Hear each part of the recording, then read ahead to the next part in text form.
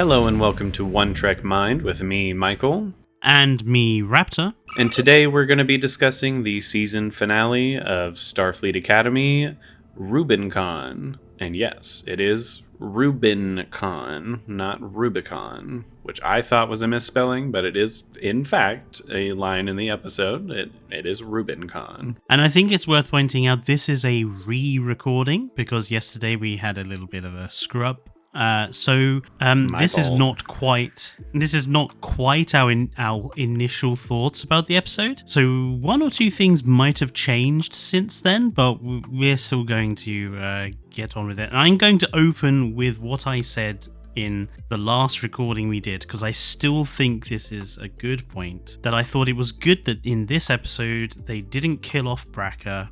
They didn't kill off Caleb's mum, and they didn't reveal that Caleb's mum was secretly working for Braca the whole time. And those were our three predictions, and none of them were true. So I will give the episode some credit for not doing what we expected. Yes, it is unfortunate, though, that they have confirmed that Braca will not be returning in Season 2 at all. So keeping him alive is perhaps something they're saving for future seasons, like Season 3 or 4. He might make a return if the show gets a Season 3 or 4. As I say, I don't necessarily think it's a bad thing he's not coming back. I'm not, like, the most jazzed over his character in the first place, so yeah, him not coming back, I'm kind of like, okay, that's fine. Yeah. I am pretty overjoyed, though, with Anisha surviving the episode, because I think it makes, again, for some potentially really interesting storylines later down the line of Caleb, who has clearly chosen his life here at Starfleet, his mother, who openly admits at the end she wishes he wasn't coming back after summer break, and still doesn't like the Federation or Starfleet. Like, there's some really interesting potential complications or character conflicts that could happen as a result of this, and I actually really like that, because I feel like a vast majority of characters we see in Star Trek are officers who have the support of their families for being in Starfleet. Again, you have Tom Paris, whose dad is an admiral. You have Kirk, whose dad was in Starfleet. You have, well, I mean, I guess there's not too much to say about Picard, but I believe his dad was also in Starfleet. No, he wasn't in Picard, Starfleet? No, he's the first Picard to leave the solar system, which he even states was quite a big thing. No, he's not. Or I mean, I guess the solar system still counts, because his great ancestor, some ancestor from way back when Jupiter. did go to Jupiter. But yes, to leave the solar system, sure, okay, fine. I admit defeat on that one. But again, there's so many characters. Like, Worf's parents were happy that he joined Starfleet. I would say a majority of characters don't have a parent, or maybe siblings, but most of them don't have a parent that is actively against them being in Starfleet. Whereas with Caleb, his mom clearly is against it. She's like, I don't want this for you, but if it's what you want, I'm not gonna tell you can't. So again, I find that interesting. I think there's a lot of potentially interesting stories to come out of that, hopefully in Season 2. And I thought this was actually a really good and interesting finale as well. I thought it was particularly brave of them to do this. To briefly sum it up, and spoilers from here on in, the episode is basically two halves. You have a sort of classic Star Trek courtroom trial sequence with Ake, Braca, and Anisha. And on the other side, you have the cadets and Reno stuck on what's left of the Athena. And you have these sort of two ongoing stories. And while there's a little bit of, classic sort of Discovery-esque, over-the-top space battling at the very start of the episode. I wouldn't say it was over the top. It was just... No, I mean, it's fairly restrained compared to some of the stuff we've seen before. But I thought it was just brave that this finale went with just a standard classic courtroom drama, as opposed to how many seasons of New Trek have ended in this bombastic fashion.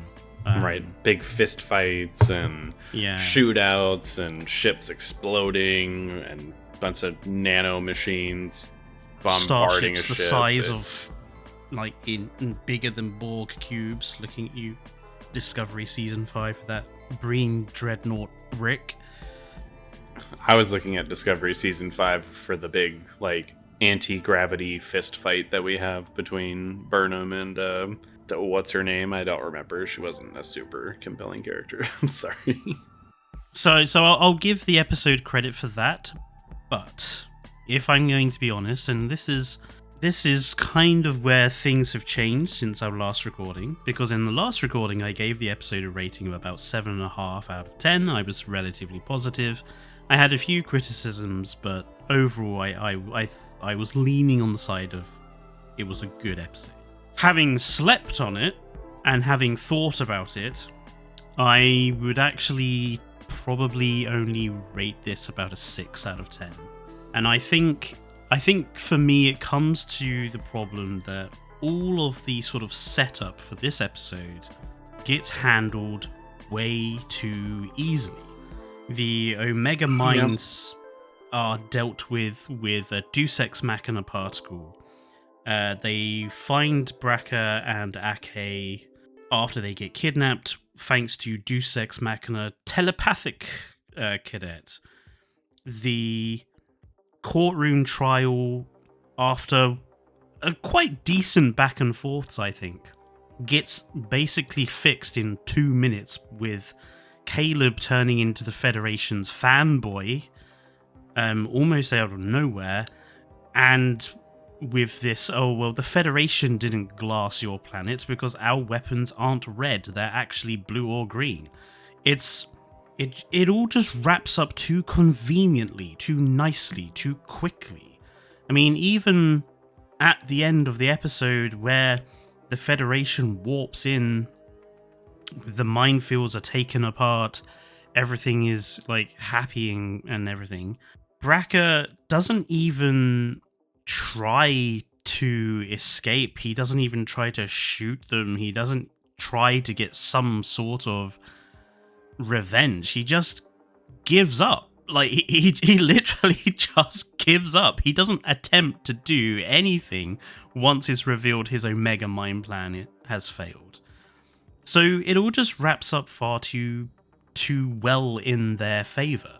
And again, having slept on it, I think this whole episode didn't need the messiness of this Omega minefield, the ridiculousness of this Omega minefield being put around the entire Federation, which is just simply preposterous to think about. This setup, to have this trial with them, it didn't need any of that guff. You could have just had them be kidnapped by Braca and gone somewhere where the Federation can't find them.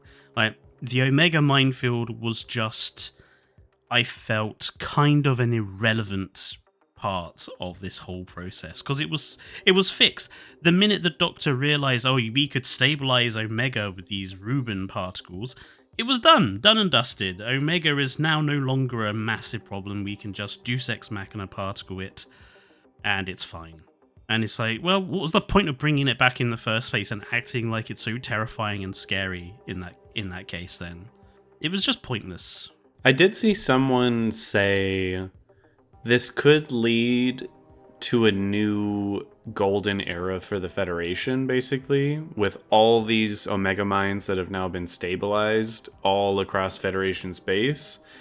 We could be being led into a golden age of, like, renewable energy, basically, that is just limitless, which, again, if they decide to go that route, I'll be happy that they used it for something besides this galaxy-ending kind of threat. But I do agree that, all in all, the Omega stuff, while being a nice little reference to Voyager, it doesn't make a lot of sense.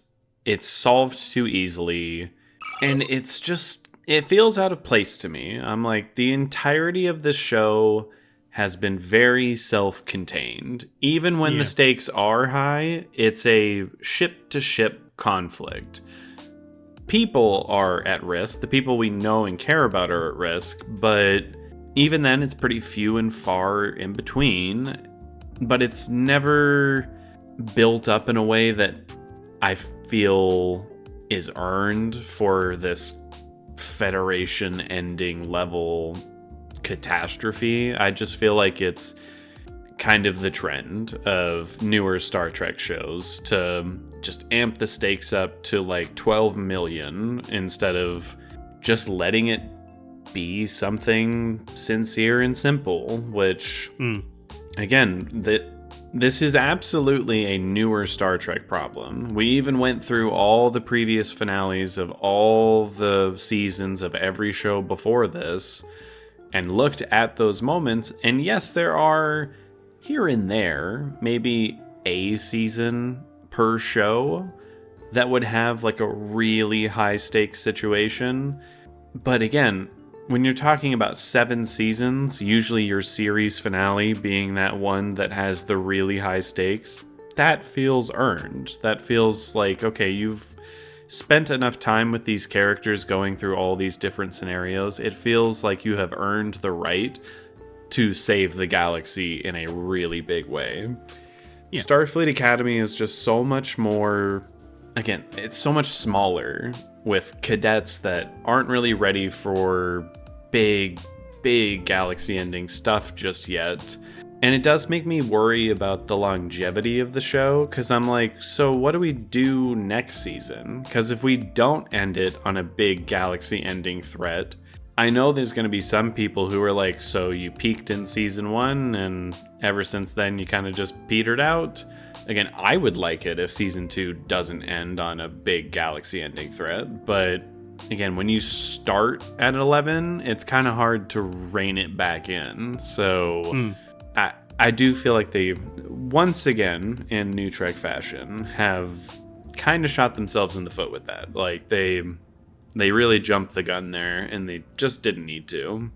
I also think this episode squandered something that was quite interesting, and that is Braca reveals that he's kind of put together this anti-Federation separatist movement, almost a bit like what the Star Wars prequels did.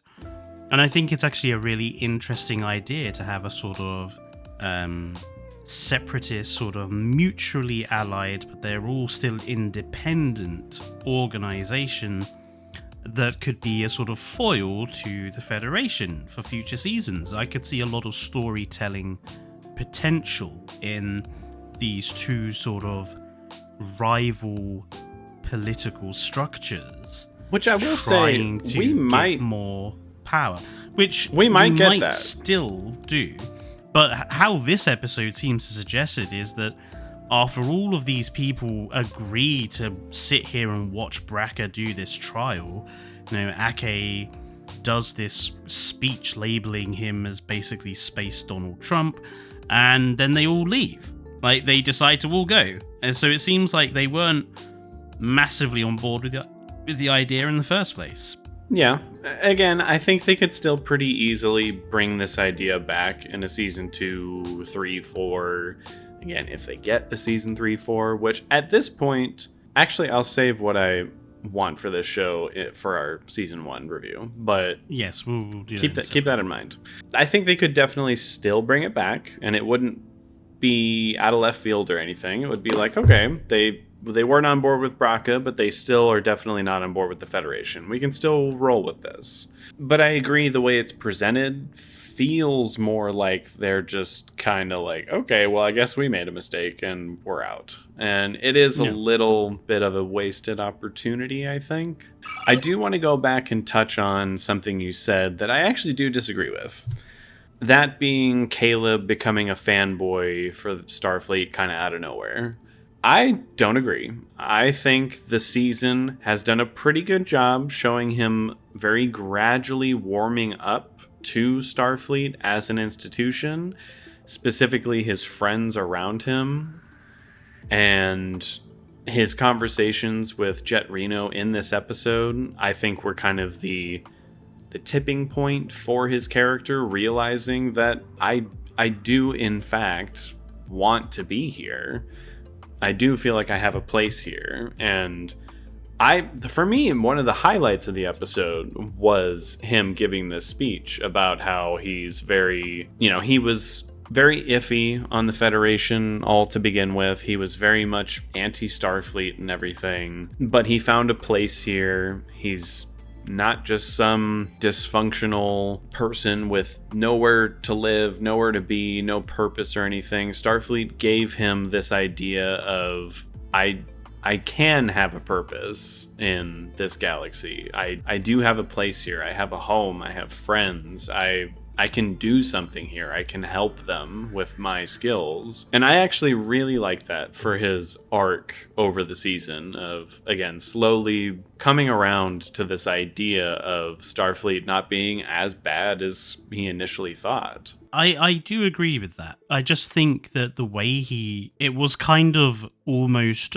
over the top with how positive he was. Like, it did come across a little too much. Again, I disagree, but to each their own on that. And I think as a character, someone who is capable of being critical of Starfleet is perhaps necessary for this program, because almost everybody else around him is pretty pro Starfleet, and we do need the other voices. We can't just have constant pro Starfleet propaganda, almost. And again, I think that's why we are keeping Anisha Mir around. Like, you have Caleb, who has, again, he's come around to them. I wouldn't put it past him if he still has some reservations about the way Starfleet and the Federation handle themselves, and I would very much welcome that in season 2 of him being like, hey, I'm on board with this, but what we're doing right here, or what you did back here in the past, that's not okay.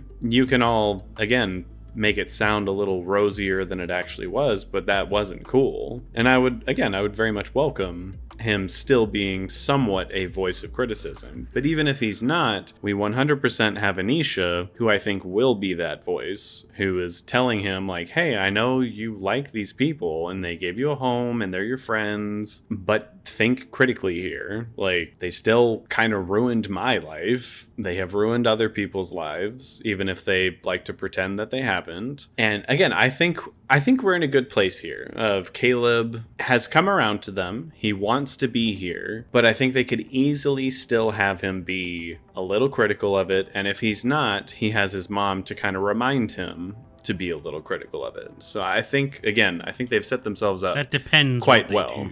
I mean, again, this is all dependent on what they end up doing with the second season, future seasons. I think, again, they've definitely set themselves up in a way that can work really well. And I do appreciate that. I think that could go down a route that I really enjoy. Going something positive, though, I'm almost pretty much 100% positive about everything that occurs on the Athena, with all the cadets stuck there with Reno, with the Doctor, having to basically become the crew, Reno having to become not just the teacher but the commanding officer. I really love how much time we get with Reno here. Same. Like, she was pretty much my favorite character from Discovery, and this episode kind of highlighted exactly why I like her. She was so good in that role, acting as both commanding officer but also trying to sort of stylize the situation as a learning experience for them, to give them something familiar, to kind of keep them calm and to get them, doing stuff. The Athena takes an absolute hammering from the Venari Rao ships. There's this great pyrotechnic display of a whole bank of consoles blowing out and throwing everybody across the bridge, which is nice to see. I sometimes think that Star Trek, often I think in the legacy shows, I think newer Trek does it better. These are massive amounts of energy being thrown around by these starships. It's a dangerous work environment, and when something goes wrong, it is going to catastrophically go wrong. Catastrophically go wrong. You are going to be catapulted across the ship. These are not pleasure craft. These are essentially military vessels, and when a military vessel gets hit by a torpedo, you're not just going to just stumble about a bit as Legacy Trek used to do. Walls are going to get blasted apart. Debris is going to go flying. People are going to be catapulted across the bridge. Yeah, I love all the stuff that happens on the ship. There's loads of nice little character moments. Genesis gets her time to be commanding officer, which is, again, I will let down interrupt slightly by a really fucking awful Marvel-esque joke of she sits in the captain's chair and I need to pee. Totally ruins the moment. Completely unnecessary. It really does. Again, cringy. I'm a huge Marvel fan, but I am like, yeah, Marvel definitely has its moments where they kind of ruin the tone of an important moment just for the sake of let's throw a joke in there, because either one, they're not confident in the moment enough to land with the audience, so they're like, oh, let's throw in a funny so that people don't take it too seriously. Or they just misunderstand the situation and think, oh, this would be a good time to, cut up the tension with a little bit of humor, and no, let the moment land. And I got really mad because at first when she took the con, I was like, oh, cool. Again, this is a great way to kind of wrap up her arc over the season of wanting to become a captain. She finally gets the chance to be in the captain's chair during a high stakes situation. This is her moment to shine. The music was building. I found it to be like a genuinely triumphant kind of moment, and then they just ruin it with her again, quote unquote joke. For the audience, it's definitely meant to be a joke. I think for her, she might have been sincere in I need to pee. But again, I'm just like, why did you ruin it? You had such a sincere moment for this character that you just kind of wrecked because you wanted to make a funny, and it was really annoying. I did not like that moment, but I do agree with you that a vast majority of the character moments here on the ship with the cadets are really good. I love the scene with Reno and Caleb where she basically tells him, I've lived in 2 generations. Not everyone would have gone back to save their friends, and that does in fact make you a good person. She does clarify, yeah, you are an arrogant little shit, and he agrees with her, but she's like, despite that, you're a good person and you're exactly where you need to be right now. You're thriving at the moment, and he recognizes that, and I thought that was actually a really solid moment for both characters. I did also like the moment between Genesis and Sam talking about how different Sam has become, but Genesis still likes what she sees. The person in front of her is who she still wants to be friends with and everything. It's a minor moment to me, but I liked it. I thought it was fine. I do feel like Jaden doesn't really get anything to do here. Everyone else, I feel like, has a moment to kind of shine or have a big character moment, but he's pretty much just trying to solve the doctor's problem, which I still think was dumb, because I'm like, you're a doctor, not an engineer. The doctor is not flesh and blood. He is a program, so you should have Sam or maybe even Caleb working on him, because they're clearly the more engineer tech savvy characters here. Going back to what I said about they have that great shot of them being thrown across the bridge when the console panel blows out. It seems to me that the perfect solution would have just been to have one of the cadets be seriously injured and that Jaden needs to save their life. It's very different from the first episode. Saving Thok's life, it was different. Thok was, let's be fair, it's very different saving Thok's life to Jaden saving the life of a cadet. He obviously is going to have a closer relationship with the cadets than he was ever going to have with Thok. And it would have also been interesting to see him not have the guidance of Thok. Yeah. Thok during that first episode guides him through the whole process. She's like, you grab this, you grab that, you do this. Jaden, make sure that you fix up my wound exactly as I tell you how to do it. And he follows orders and he does save her life, but this would have been a good moment to kind of parallel that by showing that he doesn't have someone to tell him what to do here. He's going to have to rely on what he's learned in the academy over his first year to do the saving himself. And I think that would have been really good for him, but they do not. Instead, he's given basically nothing to do. Yeah, he pretty much doesn't have much to do here in the episode. And it's weird that at the very end of the episode, when everyone's having their big, happy moment where they're all looking out over Beta Z and they're in the atrium, he's not with Kyle. I'm like, what happened? Like, did you guys break up, or are there like issues between the two of you? Why is he not here? I feel like, to me, it makes sense that he's not there for the majority of the episode, but that ending scene where they're all together, I'm like, where is he?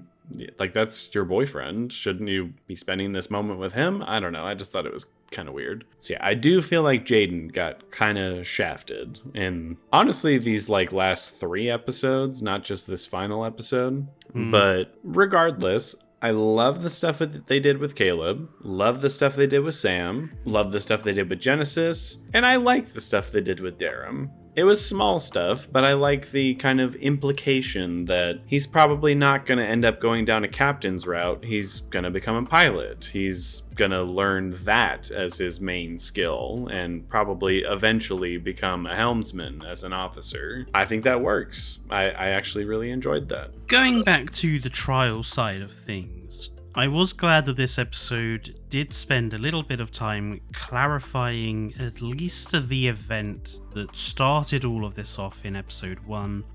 It is clarified that Anisha was with Bracker when he boarded this Starfleet ship. In fact, Anisha stole the schematics that allowed him to board this Starfleet ship. They both went on board armed with the intention of stealing property. Yeah. Bracker killed this Starfleet officer who, rather cliche thing, was only 1 day away from retirement. And, she made no attempt to stop it. She is an accomplice to, if not murder, at least, armed robbery, essentially. I was glad that the episode did clarify what happened and made it pretty clear that Anisha might not necessarily be a bad individual, but she did commit a genuine crime. Yeah. What wasn't clear though in this episode is they can't seem to figure out whether she went to prison or whether she went to a rehabilitation clinic, and what really is the difference between what she was sent to and what Bracker was sent to, because... Yeah. I mean, they interchangeably use the two words throughout the season. Like, sometimes they say, oh, she was sent to prison, and sometimes they say she was sent to a rehabilitation camp, and it's like, okay, first of all,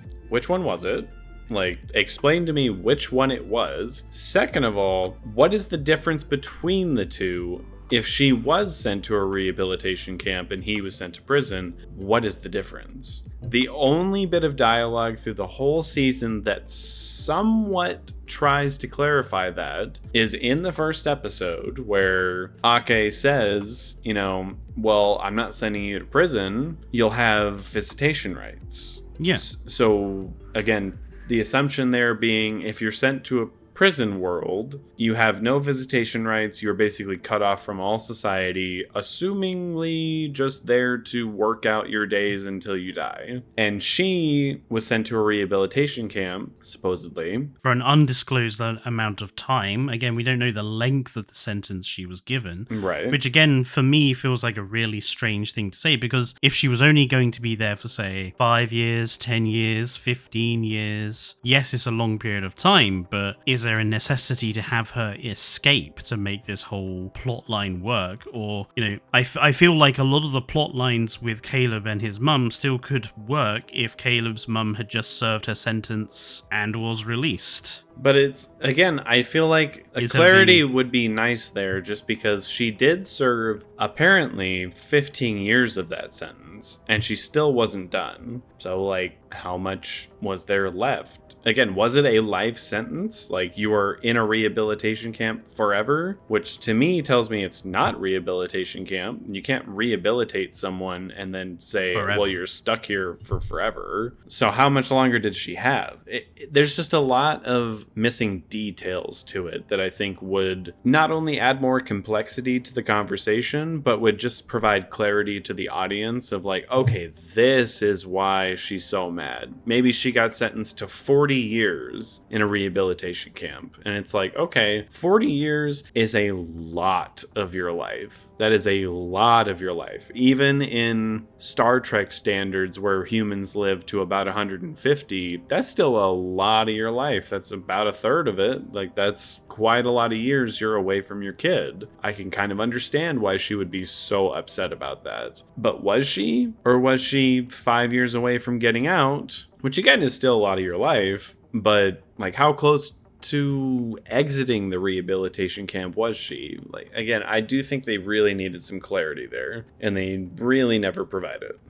This also leads us on to why we finally find out why Bracker is doing all of this. It turns out that his little mining colony where he grew up as a kid was not being helped by Starfleet. So his father built a weapon to try to get Starfleet's attention, and from what Bracker's point of view is that the Federation responded to that by glassing the planet, essentially. Whereas it's latterly revealed by Ake doing some thinking that actually the stuff that they're mining on this planet in the atmosphere was explosive, and it was Bracker's father's weapon igniting the atmosphere, sort of Enterprise finale season 1 style, that destroyed the colony and killed everyone, and that Bracker has harbored this complete fabrication of what happened and resentment and revenge, when actually it was a tragedy that couldn't have been avoided. But I kind of feel that that's the more boring story. I agree. In my opinion, as much as I think Starfleet and the Federation are supposed to be kind of on a pedestal, like they are supposed to be the hopeful future of what an institution can be. It's not hyper corrupt. It's not filled with immoral bullshit. Like, yes, it has its problems. It's not perfect. No institution will ever be perfect. But it is supposed to be pretty much the closest we can get to that. But I still think it would have been more interesting if it turns out that they did glass the planet. Like, yeah, during the burn, we were very militaristic and about our needs, not anyone else's. Which is what they seem to establish in episode 1, you know. Right. That's what they take the time to do in episode 1. They're trying to highlight that at this point in time, the Federation was kind of a bit, to quote Janeway, slower to invoke the Prime Directive and quicker to go for the phases. Yeah, but again, you could have had an interesting bit of complexity to the situation of like, hey, Brock is clearly a bad guy, but he's not wrong. Like, his dad tried to shoot a shuttle out of the air, and the Federation's response was to just completely annihilate this mining colony. Does that make it wrong? Like, 100%. But that's what makes it interesting, because then the Federation doesn't have their hands clean. They are responsible for creating this enemy. So the fact that they kind of just wrap it up with, oh, well, you were wrong. We, in fact, did not fire on your colony, and we never have, which is not true. I mentioned that as soon as Ake said we have never fired on a civilian population, I was like, DS9 would like to have a word with you, because you absolutely did. Captain Sisko did, at least on one occasion, open fire on a civilian or unarmed colony world. So again, it makes it too clean. It's too easy and neat to say, well, you're just wrong. You've always assumed that this was the case, and it never was, so you're just wrong. And it makes it really easy to tell everyone, like, look at what a man-child this guy is. He's just never gotten over the trauma of the fact that his dad got them all killed. And I don't know, I just feel like it's kind of weak. Like, you could have really muddied the waters with this situation and had it so that there really genuinely is kind of blame on both sides. But they go for the easy route of, well, the Federation isn't to blame at all, actually. So they're just good. And it's a little frustrating to me. It's like I said earlier, it's too easy, too convenient, the way that everything just wraps up in a nice little bow and everyone can go back to the... I mean, it makes me laugh. The end of the episode, the atrium is back to normal. It's the last time we see it is like completely trashed. There's fires, stuff's been burned into the walls. And then it seems that in the time between they regather the ship and it arrives at Beta Z, it's back to normal. Everything looks the way it looks. Like, it makes for a nice like ending section of scenes, but again, it feels like you've just wrapped everything up way too easily at this point. Again, this is one of the reasons I feel like this show in particular, out of new Star Trek, should have had more episodes. Like 10 episodes, I think, is just not enough for building up these character arcs and potential complexities with the Federation and Starfleet. Like, you should have had about 15 episodes, at least, to really explore some of these ideas and not wrap things up so neatly. You could have definitely done something a little more interesting. Like, again, one of the scenes in the episode that I really liked was Anisha versus Ake, where she says her piece against Ake, because in that scene, it isn't just an easy, like, oh, well, you did wrong, I did right. It was like, no, Ake did wrong. Like, she was way too harsh. She chose to resign after she did this horrible thing to Anisha, and Anisha suffered because of it. And she even points out multiple times that, you know, you looked for my son, but you never looked for me. Like, you tried to make things right with him, but you never tried to come and find me. And again, it was nice to see that, yeah, there is kind of blame on both sides here, which does segue me into another point. And again, some people might take some issue with, but again, I have some personal experience here, so I think I'm a little bit more the leading voice on this than a lot of people. Anisha being separated from her son is framed as a really terrible, awful thing. And it is. I'm not saying it's not. However, if a person commits a crime, and in this episode it is confirmed, like, she did in fact commit a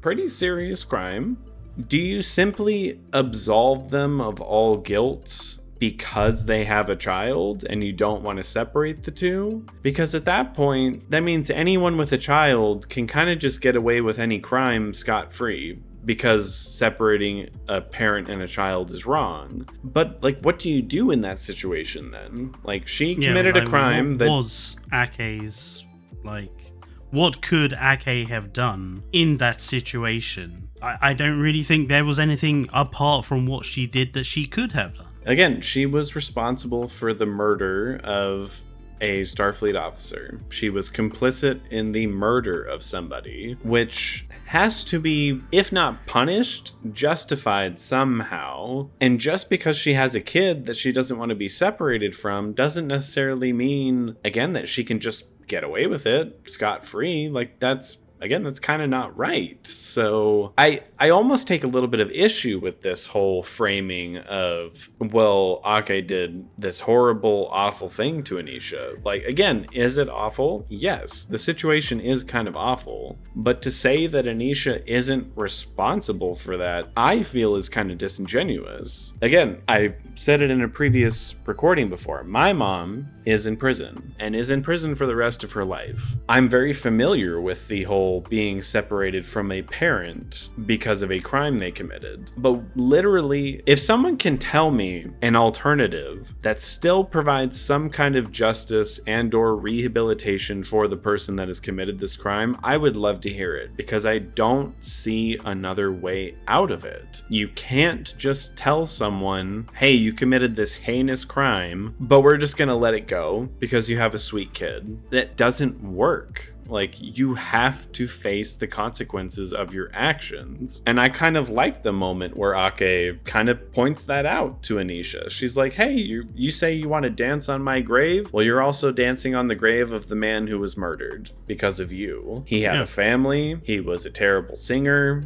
He was a good officer, and his kids' lives are forever changed because of what you did. So again, I know it's a complicated scenario. Anyone who's out there trying to claim I don't know it's a complicated scenario, I'm like, I would like to point to my whole life story. Like, I'm very aware that it is a complicated situation, but just show me another way that it could have worked. Because I don't see it. You can't let people just get away with committing vicious acts against other people simply because they have a child. Like, that's just not how it works, unfortunately. Yeah, unfortunately, it's another thing that the episode fails to kind of figure out in itself, because at the end of the episode, she's free. She's it seems that the Federation has just forgiven the past crimes or whatever. She's free to go off and do whatever she wants. Like, it seems that her sentence has been ignored now, forgotten now. The Federation is going to wipe their hands of the situation because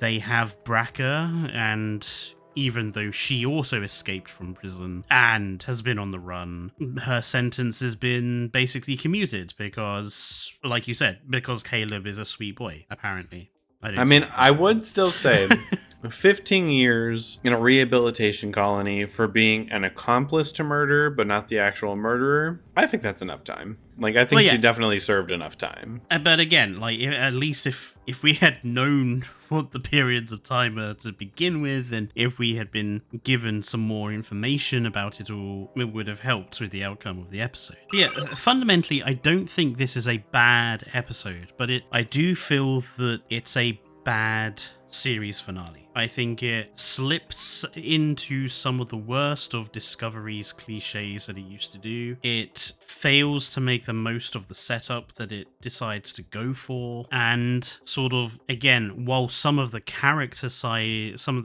moments on the Athena are really good, the meat of the episode, which is this trial, falls flat. So while the episode has some good aspects to it, in the end it's kind of, well, a few good character moments a good episode does not make. I don't know, because I would say there's a lot of really good character moments for Anisha, for Ake, for the cadets, for Reno, and for me that does hold a lot of weight. But there are a lot of contrivances, a lot of really easily convenient things to kind of wrap things up here. So for me, I think it's decent. I just think it feels rushed. It feels like we were kind of rushing towards this conclusion, and we skipped over what could have been some really interesting stuff. Ultimately, my score for the episode is probably about the same as yours. Like, it's a 6 out of 10.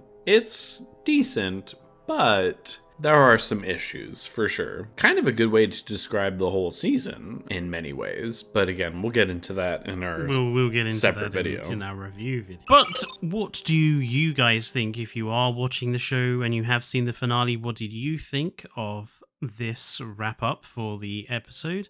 What did you think of the character moments? What did you think of the trial? Ultimately, what do you make of Braca as a bad guy? I'm very curious for that, because personally, I don't really like him, but I'm curious to see what folks have to say in the comments. And obviously, if you are new to the channel, we would appreciate you subscribing as we move on from Starfleet Academy Season 1 to doing a few more general sort of episodes. Of course, our next video is looking at Academy Season 1 as a whole and what we think of the show. But obviously after that, we'll be looking at more general Star Trek stuff. So, subscribe if you want to hear our thoughts on those. But until next time, it is goodbye from me. And goodbye from me.